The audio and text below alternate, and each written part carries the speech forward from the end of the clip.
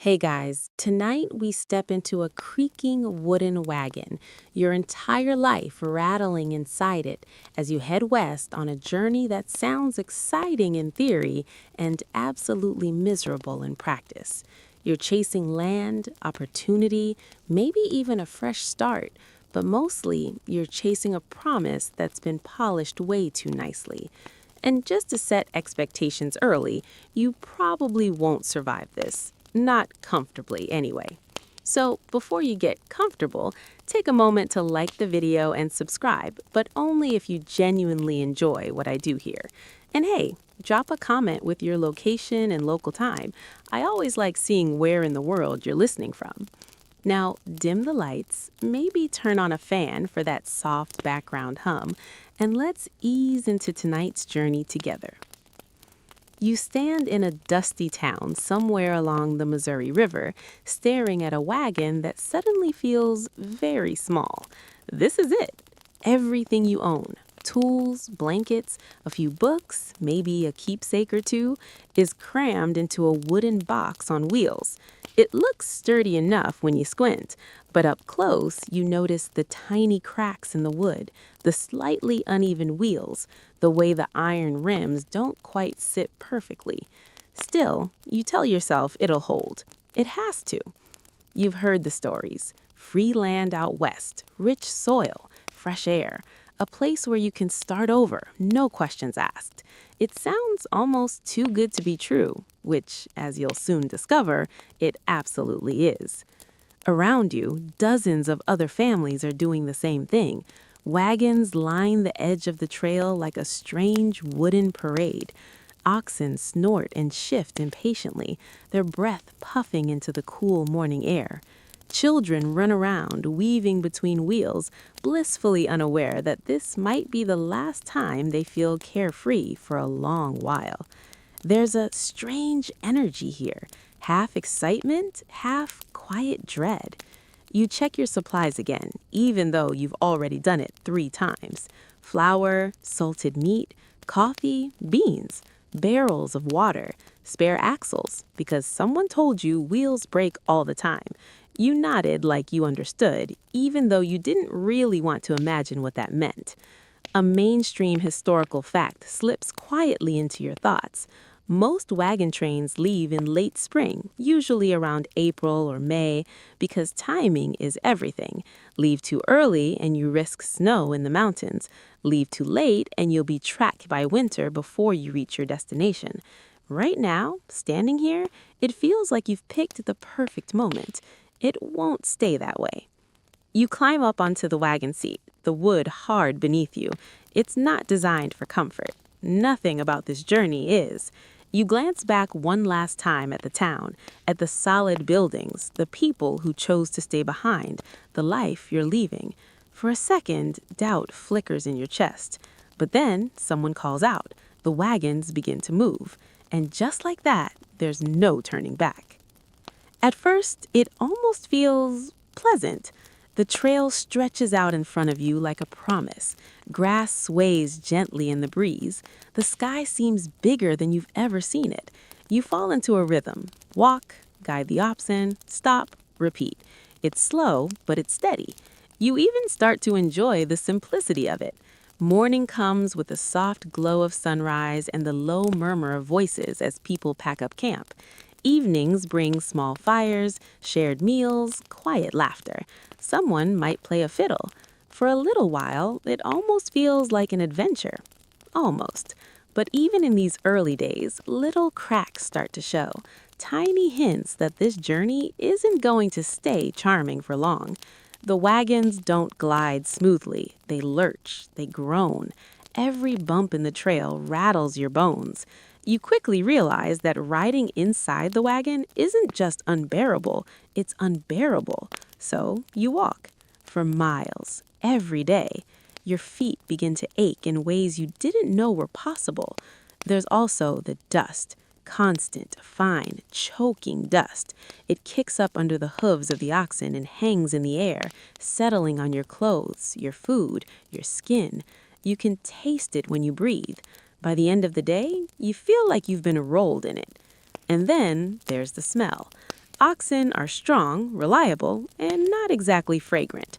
Multiply that by dozens of animals all moving together, and you've got an aroma that's hard to ignore. You try not to think about it while you eat. A quirky detail drifts into your awareness. Many pioneers actually walked nearly the entire 2,000-mile journey, even though they brought wagons. The wagons weren't for comfort, they were for cargo. You are essentially a very determined pedestrian with a lot of baggage. You laugh about it at first. Later, you won't. As the days stretch on, the novelty begins to wear off. You wake up sore. You go to sleep sore. In between, you walk. The landscape starts to blur together. Endless plains, rolling hills, the same horizon that never seems to get any closer. Time feels strange out here. You measure it in miles, not hours, in campsites, not days. And slowly, almost without noticing, the tone of the journey begins to shift. Conversations around the campfire become quieter. People start conserving their energy. That cheerful fiddler doesn't play as often anymore. Laughter fades into tired smiles. You begin to understand something important. This isn't a trip, it's a test, and you're only at the beginning. Sometimes, when the trail is particularly quiet, your mind wanders. You think about why you left. Maybe it was land, cheap or even free if you're willing to claim it. Maybe it was overcrowded cities back east or farmland that could no longer support your family. Maybe it was just the idea of something better. But now, out here, better feels very far away. Scholars still argue whether most pioneers truly understood what they were signing up for, or if they were swept up in a kind of collective optimism, something between hope and desperation. Standing here, feeling the weight of every step, you suspect it's a bit of both. You weren't completely naive, but you definitely weren't prepared. The first real sign that things are going to get worse comes in a small, almost forgettable moment. A wheel hits a rock at the wrong angle. There's a sharp crack, not loud, but unmistakable. The wagon jolts to a stop. Everyone turns to look. For a second, there's silence. Then the voices start. It's not a disaster, not yet. The damage is minor, fixable. Someone pulls out tools, others gather around, offering advice, some helpful, some not. It takes time, but eventually the wagon is patched up, good enough to keep moving. Still, something has changed. You've just seen how fragile this whole operation is. One broken wheel, one injured ox, one bad decision. That's all it takes to turn a difficult journey into a deadly one. And you're hundreds, no, thousands of miles from your destination. That night, as you lie under the vast, open sky, you listen to the quiet sounds of the camp, the soft rustle of the wind through the grass, the low murmur of voices, the occasional restless shuffle of the animals. It should feel peaceful, but it doesn't, because now you know. The wagon isn't as strong as you hoped, the trail isn't as forgiving as it looked, and you aren't ready as you thought. You close your eyes anyway, because tomorrow will come whether you're ready or not. And tomorrow, you'll walk again. Morning comes a little too quickly. You wake up to stiffness that feels like it's settled into your bones overnight. The ground beneath you is uneven, your blanket thinner than you remembered, and for a moment, you forget where you are. Then you hear it. The low rumble of wagons being packed, the soft clink of metal, the quiet voices already at work. And it all comes rushing back. Right, you're still on the trail. You sit up, rubbing sleep from your eyes, and immediately notice the dust again. It's everywhere. It settled on you while you slept, like a fine, unwanted blanket.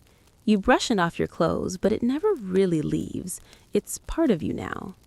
Breakfast is quick and not particularly exciting. Maybe some coffee if you're lucky, a bit of hard bread, salted meat if you're rationing generously.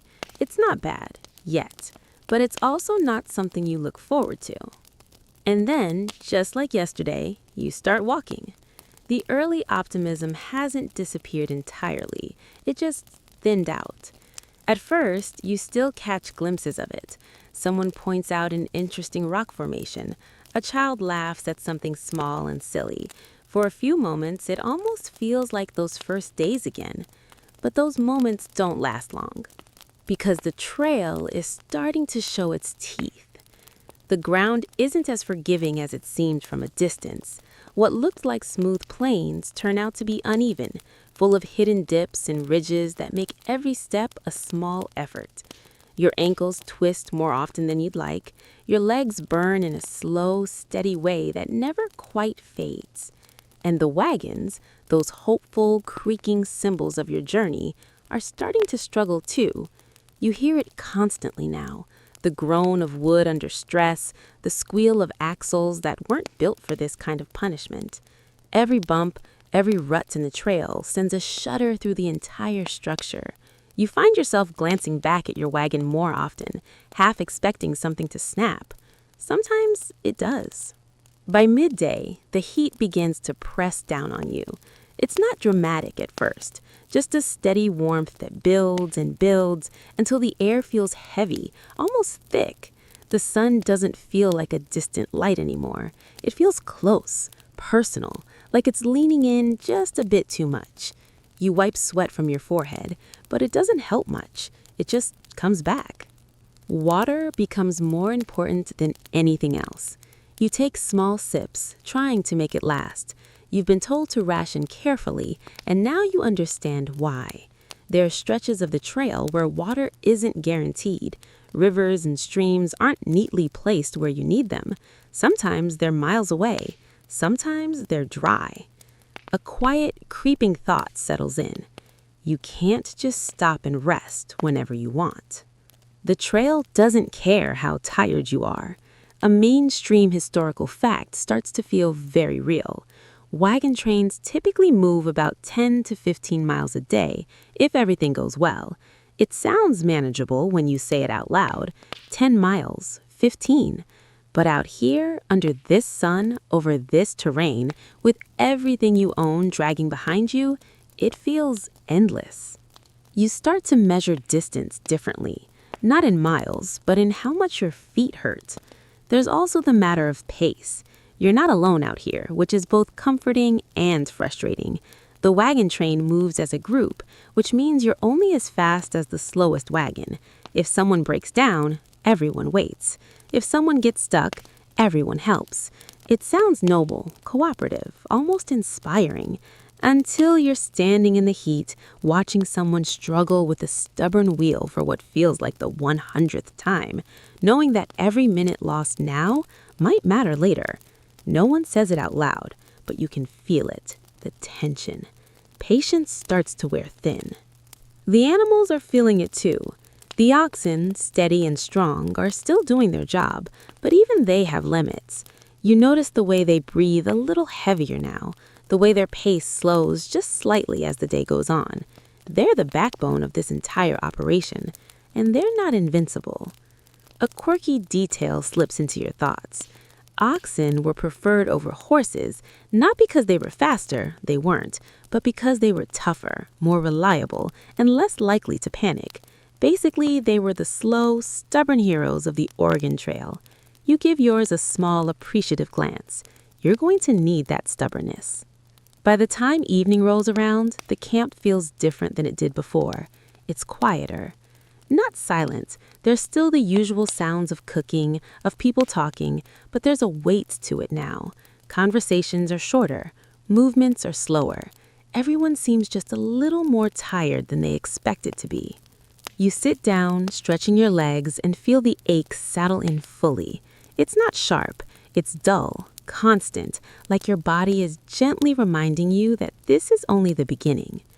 Dinner doesn't take long. No one has the energy to make it elaborate. You eat, you drink a little water, you try not to think about how many days, how many weeks are still ahead. And then, inevitably, the stories start. Someone mentions a family they heard about, people who didn't make it. Maybe it was illness, maybe it was an accident. The details are vague, passed along from one traveler to another, changing slightly each time. You listen, trying not to, because once those stories get into your head, they don't leave. Scholars still argue whether these trail stories helped prepare pioneers for the dangers ahead or simply increased fear and anxiety among travelers. Sitting here, listening to the low murmur of cautionary tales, it feels like a bit of both. You want to be informed, you don't want to be terrified, but it's getting harder to separate the two. As night deepens, you lie back again, staring up at the sky. It's beautiful, there's no denying that. The stars are brighter than anything you've ever seen, scattered across the darkness like someone spilled light itself. For a moment, it almost makes everything worth it. Almost. Because then you shift slightly and the soreness rushes back. Your legs, your back, your feet, they all remind you that beauty doesn't cancel out discomfort. It just distracts you from it. Sleep doesn't come as easily tonight. Not because of noise or fear or anything dramatic, just because.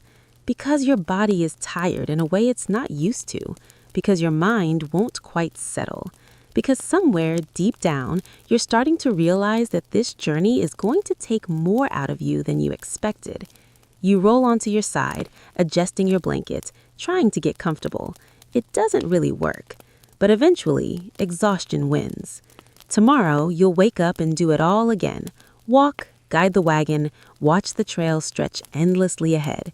And maybe, just maybe, you'll start to miss the version of yourself who stood at the edge of that Missouri town, full of hope, staring at a wagon that seemed big enough to carry a dream. Because now, out here, the dream feels smaller and the trail feels a whole lot longer. You don't notice it at first. That's the unsettling part. There's no dramatic moment, no ominous music, no clear beginning where someone points and says, "This is where things go wrong." It starts quietly, almost politely, slipping into the rhythm of the trail like it belongs there. Someone coughs. It's nothing unusual. Dust gets everywhere. You've been coughing too. Everyone has. So when you hear it, you barely react. Just another sound blending into the background of creaking wagons and tired footsteps. But then the cough doesn't go away. A few days pass and you start to notice small changes. The person who was coughing, maybe a man walking a few wagons ahead, maybe a woman you saw helping cook dinner, looks different now. Slower, paler. They don't talk as much.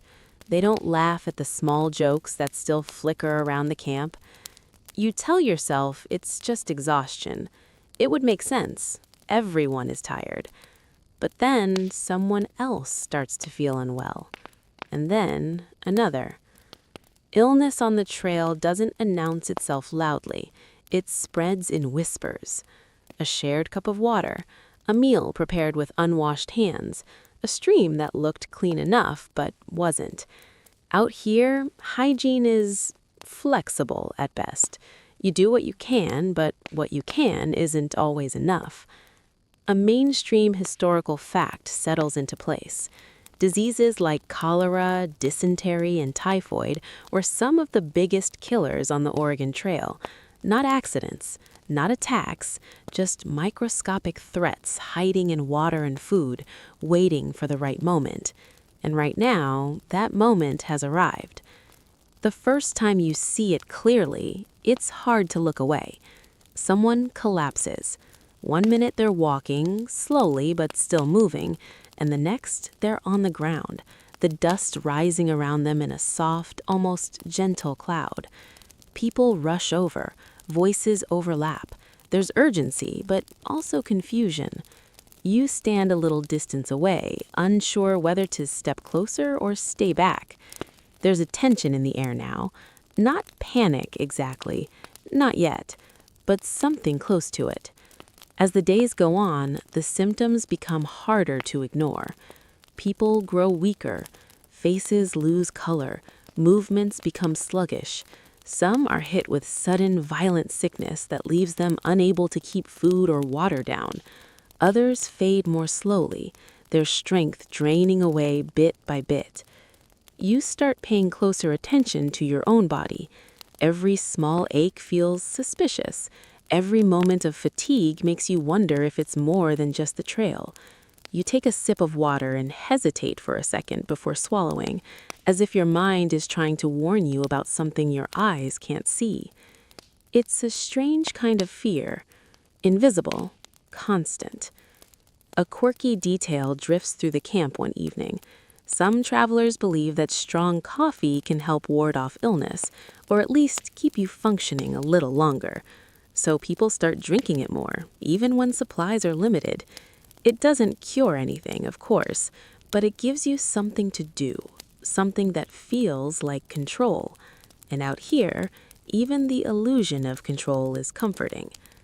The trail doesn't stop for sickness. That's one of the hardest truths to accept. If someone falls ill, the wagon train can't just pause indefinitely. There are too many people, too many variables, too much distance left to cover. Time matters. Weather matters. Every delay carries its own risks. So decisions have to be made. Difficult ones. Sometimes the sick ride in the wagons, even if it means less space for supplies. Sometimes people slow down to care for them. And sometimes the train moves on. You witness it one afternoon. A family lingers behind, their wagon pulled slightly off the main trail. Someone inside is too sick to travel. You can see the worry etched into every movement, every glance exchanged between them. The rest of the train hesitates. There's a moment, just a moment, where it feels like everyone is waiting for a different outcome, a solution that doesn't exist. Then, slowly, the wagons begin to move again. You keep walking, but you glance back. The family grows smaller in the distance, their wagon a still point in a moving world. Eventually, they disappear from view entirely. No one says much after that. Scholars still argue whether these moments, when wagon trains left people behind, were acts of harsh necessity or quiet cruelty shaped by circumstance. Out here, in the middle of it, the distinction doesn't feel very clear. It just feels heavy.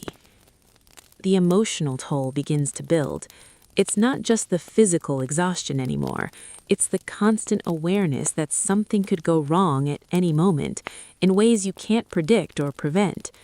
You start to see the trail differently, not as a path forward, but as a place where things are slowly taken away. Strength, comfort, certainty, and sometimes people. At night, the camp feels different again, quieter, even quieter than before. Conversations drop to low murmurs. Laughter is rare now, and when it does appear, it feels fragile, like it might break if held too tightly. People stick closer to their families, their small groups, as if proximity might offer some kind of protection. You sit by the fire, staring into the flames, and notice how your thoughts keep drifting back to the same place. What if it's you next? You don't say it out loud. No one does. But you can feel it in the way people move, the way they watch each other, the way they pause just a second longer when someone coughs. Sleep becomes lighter, more restless. You wake up more often, listening for sounds, unusual movement, strained breathing, anything that feels out of place. The night air is cooler now, but it doesn't bring the same comfort it once did. It just feels empty. One morning, you wake to a kind of stillness that feels different, heavier. You already know what it means before anyone says anything. There's a small gathering not far from where you slept. People stand quietly, heads bowed. No one is rushing around. No one is speaking loudly. The usual sounds of packing up are muted, as if the entire camp is holding its breath. Someone didn't make it through the night. You don't need to know who. The fact itself is enough. There's no time for long goodbyes. The trail demands movement. A brief pause, a quiet moment of respect, and then the wagons start rolling again. You fall back in step, your feet moving almost automatically, but your mind feels elsewhere. Because now the reality is unavoidable. This journey isn't just hard. It's dangerous in ways that don't always look dramatic. No towering cliffs, no sudden storms, just a slow, steady wearing down of the body and the spirit. As the day stretches on, you find yourself walking a little more carefully, a little more thoughtfully. You drink your water with more caution, you watch where you step, you listen more closely to the sounds around you. You're adapting, but adaptation doesn't mean safety. By evening, as the sun dips low and paints the sky in soft, fading colors, you feel the weight of it all settle in. The trail is no longer just a physical path. It's something else now. Something quieter, heavier. Something that follows you even when you close your eyes. And tomorrow, you'll keep going, because stopping isn't really an option. Not anymore. Hunger doesn't arrive all at once. It's not like you wake up one morning and suddenly feel starving, clutching your stomach in dramatic fashion. No, that would almost be easier, clear, obvious, something you could point to and say, this is the problem. Instead, it creeps in slowly, quietly. At first, it's just a slight change in your meals. Maybe breakfast feels a little smaller than it used to. Maybe dinner doesn't quite fill you the same way. You notice it, but you brush it off. After all, you're rationing now. That's normal. That's smart, right? You sit by the fire one evening holding a tin plate that looks underwhelming. A bit of beans, maybe a scrap of meat if you're lucky, bread that's gone a little stale but still edible if you don't think about it too much. You eat slowly, trying to stretch the moment out, because you already know this has to last. A mainstream historical fact settles in like a quiet realization. Pioneers typically brought months' worth of food, carefully calculated before the journey began. Flour, bacon, beans, rice, coffee, things that could survive long travel. But those calculations were often optimistic. Delays, spoilage, and simple misjudgment meant supplies ran low faster than expected. And out here, there's no grocery store waiting over the next hill. You start to notice how often food comes up in conversation. Not in an obvious way. No one is sitting around openly complaining about hunger. Not yet. But people mention meals from back home. Fresh bread, butter, fruit that didn't taste like dust and effort. Someone describes a roast dinner in vivid detail, and for a moment, everyone listening seems to drift somewhere else entirely. It's almost cruel. The trail itself offers very little. You might imagine vast open land filled with opportunities to hunt or gather, but the reality is less generous. Game is unpredictable. Some days you might spot animals in the distance, but chasing them down takes time and energy, both of which are already in short supply. And even if you succeed, there's no guarantee you can preserve the meat properly. So most of the time, you rely on what you brought. And what you brought is slowly disappearing. A quirky detail slips into your awareness one afternoon. Some pioneers resorted to eating things they never would have considered back home, wild plants they barely recognized, or even parts of their own livestock when supplies became desperate enough. You glance at the oxen pulling your wagon. You don't say anything, but the thought lingers a little longer than you're comfortable with. The shift becomes undeniable when portions shrink again. It's subtle, but you feel it immediately. A little less bread, a slightly smaller scoop of beans. Someone suggests spacing out meals more carefully, maybe skipping something here and there to make supplies last. It's presented as a practical decision, but it feels like something else, like a quiet acknowledgement that things are getting worse. Hunger changes the way you think. At first, it's just a background presence, a mild discomfort that you can ignore if you stay busy. But as days pass, it becomes more persistent, more insistent. You find yourself thinking about food at odd times, while walking, while trying to sleep, while staring at the horizon as if a fully prepared meal might somehow appear in the distance if you just focus hard enough. It doesn't. Your body starts to respond too. You feel weaker, though you try not to show it. Your steps are a little slower, your movements a little less certain. Tasks that once felt routine now take more effort. Even lifting small things feels heavier. You tell yourself it's just fatigue, but deep down, you know it's more than that. The wagon train feels it as a whole. The pace slows, just slightly, not enough to cause alarm, but enough to notice if you're paying attention. People take longer breaks. Conversations are shorter, more subdued. Energy is becoming a limited resource, and everyone knows it. Scholars still argue whether poor planning or unavoidable circumstances were the main cause of food shortages on the Oregon Trail. Sitting here, watching rations shrink and bodies weaken, it doesn't feel like a debate with a clear answer. It feels like a combination of both. Bad luck meets human limitation, and you're stuck in the middle of it. One evening, something changes. A decision is made. An animal, one that can no longer keep up, or perhaps one that was always meant as a backup, is chosen. There's no ceremony, no dramatic announcement, just quiet, practical discussion. And then it's done. You don't watch, or maybe you do just for a second before looking away. Later, when the meat is cooked, the smell fills the camp. It's richer than anything you've had in days. Your stomach reacts immediately, a sharp reminder of how hungry you've become. You eat. Of course you eat. But it feels different, heavier. Food becomes less about enjoyment and more about survival. You stop thinking about flavor, about variety, about satisfaction. Now it's just fuel, something to keep you moving, something to get you through another day. Water starts to feel more uncertain too, not always scarce, but never guaranteed. You've learned to be cautious, boiling when you can, choosing sources carefully, but caution doesn't eliminate risk, and sometimes thirst and hunger blur together into one dull, persistent ache. At night, the camp settles into an uneasy quiet. Fires burn lower, conversations fade faster.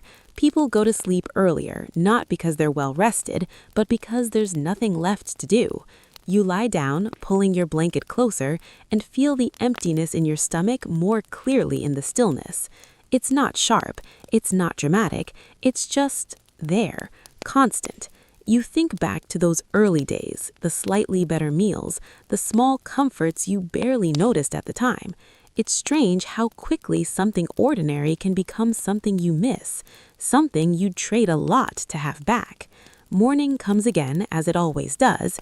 You wake up, and for a moment you hope, just a small irrational hope, that things will feel different, better. They don't.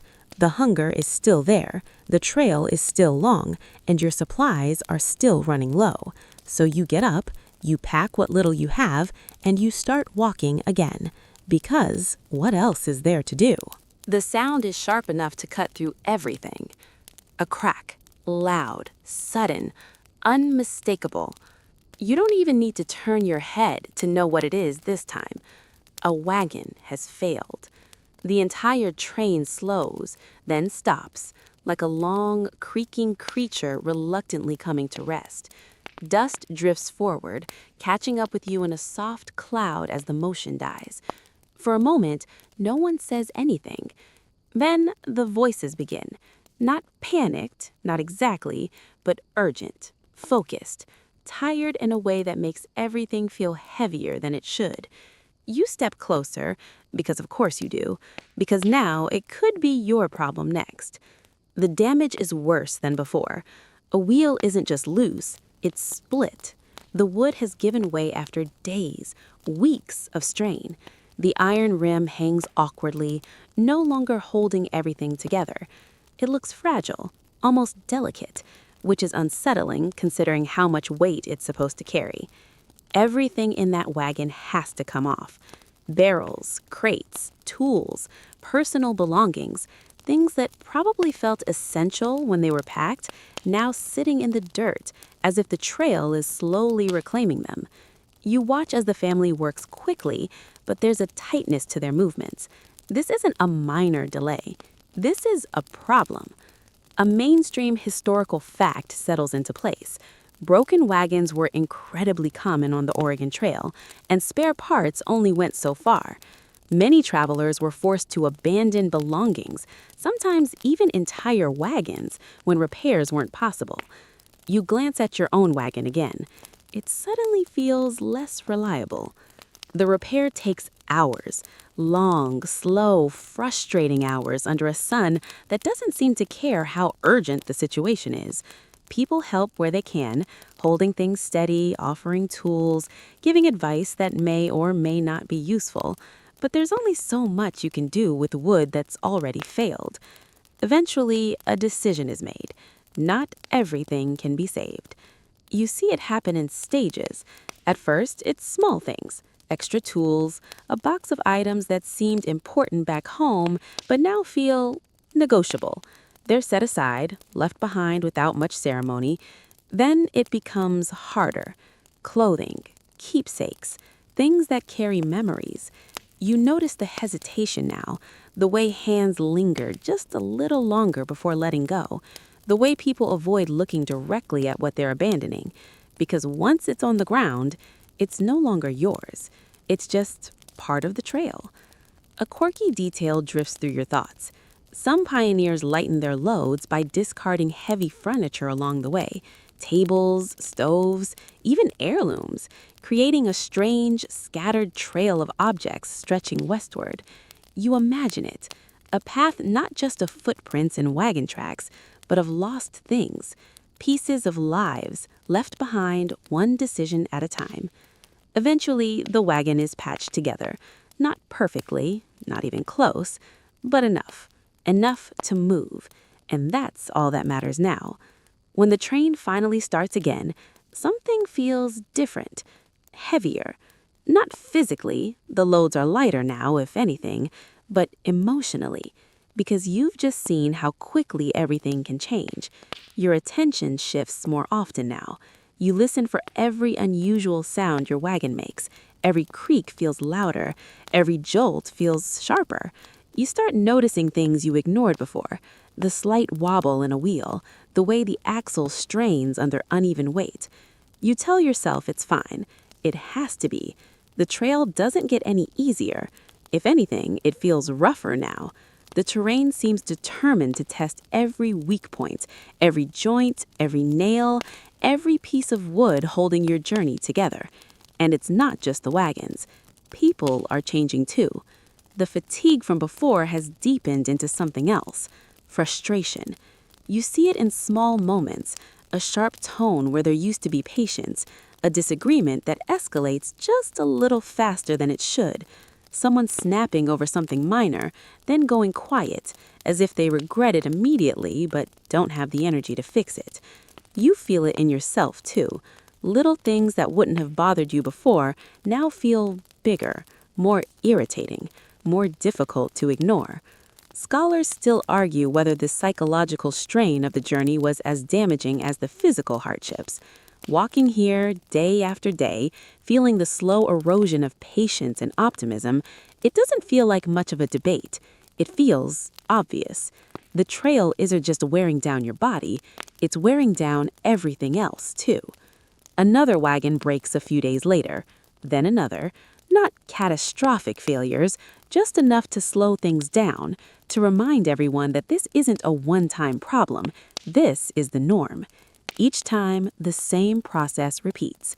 Stop, assess, unload, repair what you can, abandon what you can't, move on. You start to understand something unsettling.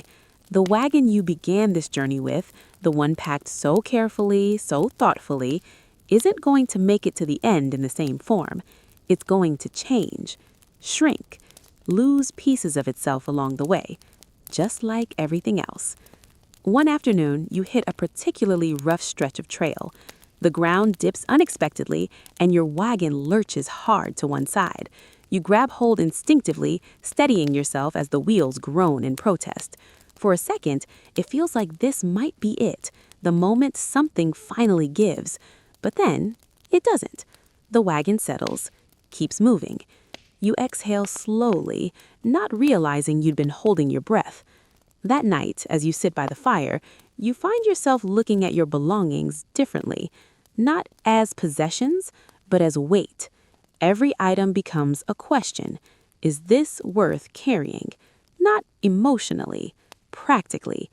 You don't act on it yet, but the thought is there now, and it's not going away. The stars come out again, just as bright as ever, but they don't feel as comforting tonight, because now you know how fragile everything is. Not just the wagons, not just the supplies, everything. You lie down, listening to the quiet creaks of wood settling, the soft sounds of the camp, and you realize something you hadn't fully accepted before. This journey isn't just about getting somewhere, it's about what you lose along the way. And the trail is very, very good at taking things. Tomorrow, it might take something else. Maybe something small, maybe something you can live without, or maybe something you can't. Either way, you'll keep moving, because stopping still isn't an option. At some point, the land stops feeling neutral. It's not just something you pass through anymore. It starts to feel like something you're up against. The first sign is the heat. Not the steady warmth you've grown used to, but something sharper, more intense. The kind that presses down on you from above and radiates back up from the ground, trapping you in the middle. You feel it before you fully register it. The air is drier now. Each breath feels thinner, like it's missing something. Your lips crack despite your best efforts. Your throat never quite feels satisfied, no matter how carefully you ration your water. You glance ahead, squinting. The horizon shimmers. Walking becomes harder, not because the distance has changed, but because everything else has. The ground is less forgiving, the air less kind. Even the oxen seem slower, their steady pace now carrying a subtle strain.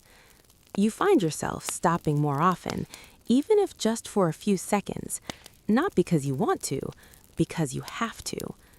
A mainstream historical fact settles in. Large portions of the Oregon Trail pass through arid regions and high plains, where heat, limited water, and altitude made travel significantly more difficult than early sections of the journey. You're feeling that difference now, very clearly. Water sources become unpredictable. You hear about rivers ahead, streams that should be there, but sometimes when you reach them, they're weaker than expected, shallow, muddy, questionable. You kneel by one, watching the slow movement of the water. It doesn't look clean, but your options are limited, so you take it anyway. A quirky detail drifts through your thoughts. Some pioneers described certain stretches of the trail as alkali deserts, where the soil and water contained natural salts that could sicken both people and animals.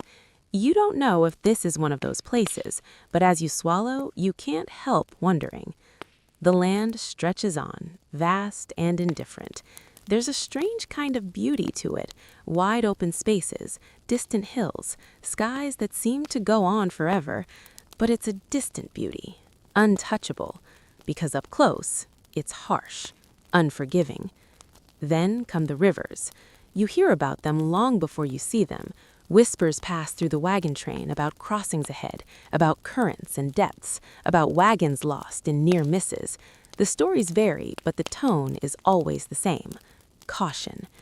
When you finally reach one, it doesn't look dramatic at first, just a wide stretch of water cutting across your path.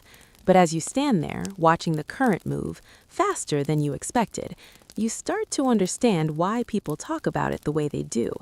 This isn't just an obstacle, it's a test. There are choices to make. Find a shallow crossing, build a makeshift raft, cock the wagon and float it across. Each option comes with risks, and none of them feel particularly reassuring. You watch as others go first. One wagon moves slowly into the water, the oxen straining as the current pushes against them. The wheels disappear beneath the surface, then reappear, then dip again. For a moment, it looks like everything might tilt just a little too far, but it doesn't. They make it, barely. Your turn comes. You guide the wagon forward, trying to keep your movement steady, controlled. The water is colder than you expect when it reaches your legs. The current presses against you, stronger than it looked from the bank. You focus on the oxen. They keep moving, step by step. Halfway across, the wagon shifts, just slightly, but enough to send a sharp jolt of panic through you. You tighten your grip, your heart suddenly loud in your chest. The current pushes again, as if testing your balance, your resolve. For a second, it feels like everything hangs in that moment. Then the wagon steadies, keeps moving. You reach the other side, wet, shaken, but intact. You don't celebrate. You just keep going. Not everyone is as lucky. Later, you hear about a wagon that didn't make it. Maybe it tipped, maybe the current was stronger than expected. The details are unclear, passed along in fragments, but the outcome is the same. Loss. Supplies, at least. Maybe more. Scholars still argue whether river crossings were the most dangerous part of the Oregon Trail or simply the most unpredictable. Standing here, feeling the lingering tension in your muscles, it doesn't feel like a distinction that matters much. Danger is danger, predictable or not. The weather doesn't help. One day, it's relentless heat. The next, the sky darkens in a way that feels suddenly and heavy. Clouds gather, thick and low, and the air shifts, cooler but charged with something else. You feel it before the first drop falls. Then the rain comes, fast, hard. The dry ground struggles to absorb it, turning slick and muddy almost immediately. The trail becomes treacherous, wheels slipping, boots sinking. Progress slows to a crawl. You pull your coat tighter, but it doesn't do much. The rain soaks through, cold and persistent. Everything feels heavier, your clothes, your steps, even the air itself. The wagons struggle again, always struggling. And then, just as suddenly as it started, the rain stops, leaving behind mud and silence. The trail continues. It always does. Days blend together in this rhythm of challenge and brief relief. Heat, thirst, rivers, storms, each one taking its turn, each one demanding something from you. Energy, focus, strength you're not sure you still have.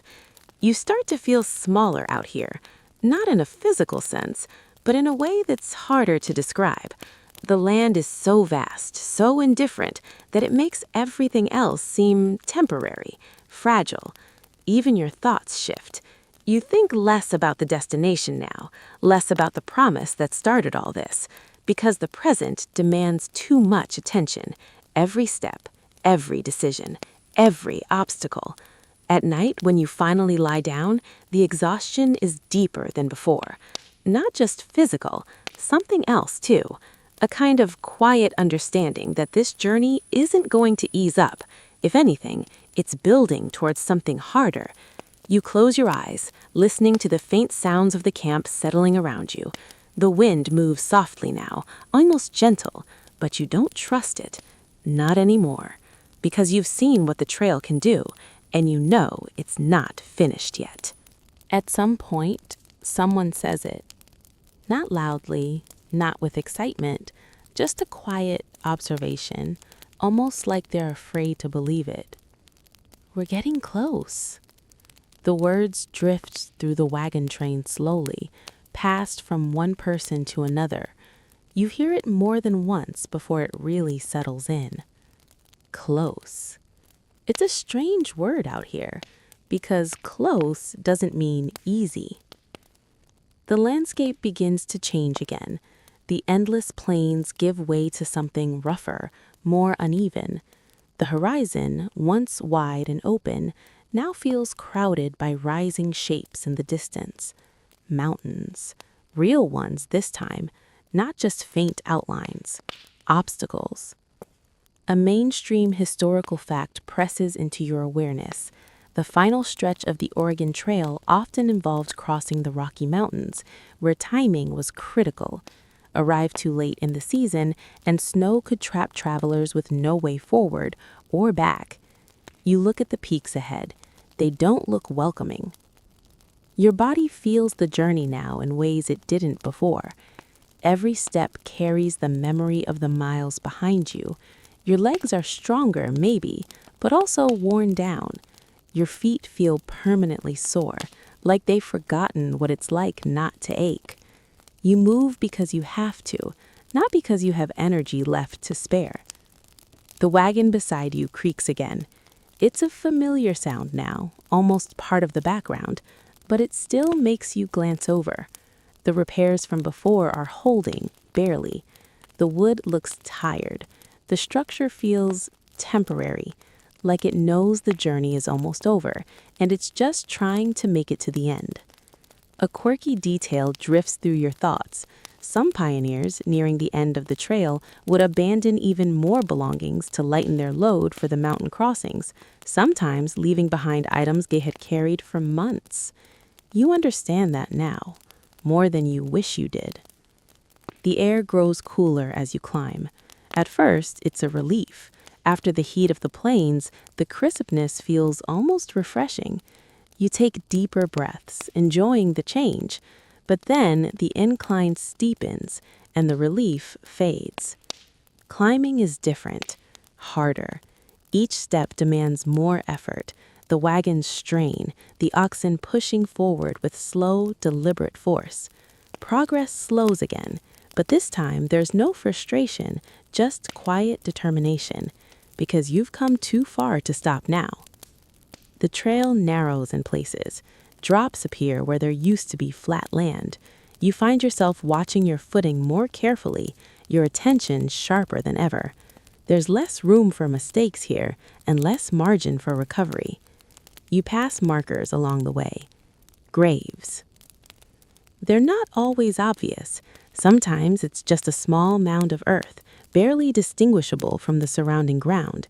Other times, a simple wooden marker, worn by time and weather, stands as a quiet sign.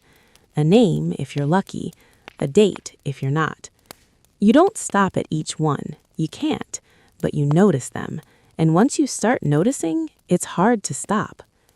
Scholars still argue whether the true cost of the Oregon Trail is best measured in numbers or in stories. Walking past these quiet markers, it feels like the numbers alone could never be enough, because each one was a person, a journey that ended before the destination. The wagon train moves more slowly now, not just because of the terrain, because of everything.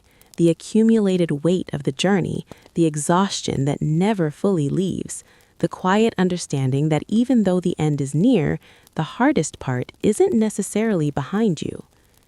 One evening, as you make camp in the shadow of rising hills, the mood feels different. Not lighter, not exactly, but quieter in a way that isn't just exhaustion. Reflective. People sit closer together. Conversations, when they happen, are softer, more thoughtful, less about getting through the next day and more about what comes after, what waits at the end of all this. You find yourself thinking about it too, the land you came for, the promise that started everything. But it feels distant, not physically, you know you're getting closer, emotionally, because the version of you who dreamed about that land isn't quite the same as the one standing here now. You've changed. There's no avoiding that. You've seen things you didn't expect to see, felt things you didn't expect to feel, lost things, some small and some not, that you can't get back. The trail didn't just take from your wagon, it took from you. The final days blur together, climbing, resting, moving forward again. Each step brings a strange mix of relief and something else, something harder to name, because reaching the end doesn't erase what came before. And then, finally, you see it. Not in a dramatic reveal, not with music or celebration, just a shift in the landscape, a subtle change that tells you, you've made it. Oregon. There's no single moment where everything feels better, no instant wave of joy that washes away the journey. Instead, it's quieter, more complicated.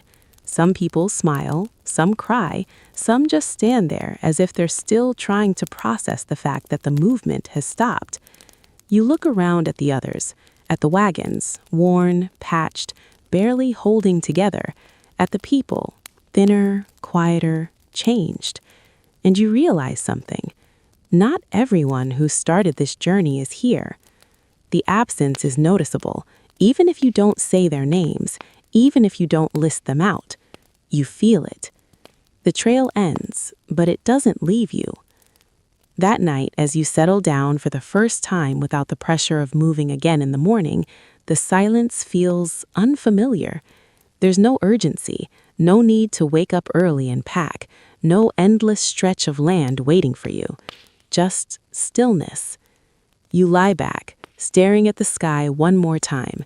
It looks the same as it always did, but you don't. The journey is over, but the weight of it lingers in your body, in your thoughts, in the quiet spaces where memories settle. You made it, but it cost you. More than you expected, more than anyone could have really explained at the start. And as sleep finally begins to pull you under, there's one last thought that drifts through your mind. If you had known everything, would you have still come? The question doesn't need an answer. Not anymore. Now the trail is behind you. The noise of wheels and footsteps fades into something softer, like a memory that's slowly settling into place. The air feels calmer here, gentler somehow, as if the land itself is giving you permission to finally rest. You don't have to walk tomorrow. That thought alone feels almost unreal. So you let your body sink a little deeper into the ground beneath you. The tension you've been carrying, day after day, mile after mile, begins to loosen just slightly. Your breathing slows. The constant edge of alertness softens. There are no decisions to make tonight, no rivers to cross, no wagons to fix, no rations to measure out. Just quiet. Above you, the sky stretches wide and steady, the stars unmoving, patient. The same sky that watched you struggle now simply watches. And that's enough. You've done what you needed to do. You've carried what you could. And now, for the first time in a long while, you can let go of the trail just for a little while. So close your eyes. Let the stillness settle around you and drift